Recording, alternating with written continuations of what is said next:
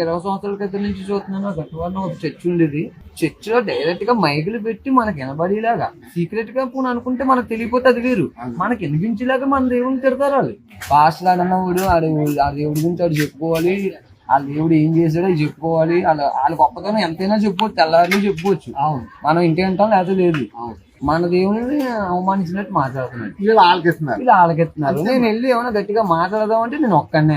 ఎవరైనా ఏమైనా అన్ని మతస్థులు ఏమైనా మన దేవుని ఎవరైనా ఏమైనా అన్నా వీధుల్లో కూటములు ఎట్టి సౌండ్ పొల్యూషన్ చేసినా మన దేవుని తిట్టినా మేము వాళ్ళ మీద తిరగబడ్డానికి మాకు ధైర్యం ఉంటుంది. సపోర్ట్ ఉంటే మేము కూడా చేస్తాం. కుర్రోళ్ళందరూ కూడా హిందువులందరూ కూడా ధైర్యవంతులేనండి. కాకపోతే ఐకమత్యం లేక ఒక్కడు పోరాడుతుంటే ఆ ఒక్కడిని రాబందుల్లాగా ఆడి పీకుతున్నది కాక మనోళ్ళు కూడా పీకుతుంట. మనోళ్ళు ఏమంటారు, నీకెందుకురా, నీకెందుకు ఆ గొడవలు ఎందుకు, వాళ్ళు ఏదో చేసుకుంటున్నారు నీకెందుకు అని మనోళ్ళు అంటారు. కానీ వాళ్ళ క్రిస్టియన్స్ అలా అనుకోరు. ఒకనంటే 100 మంది వచ్చేస్తారు.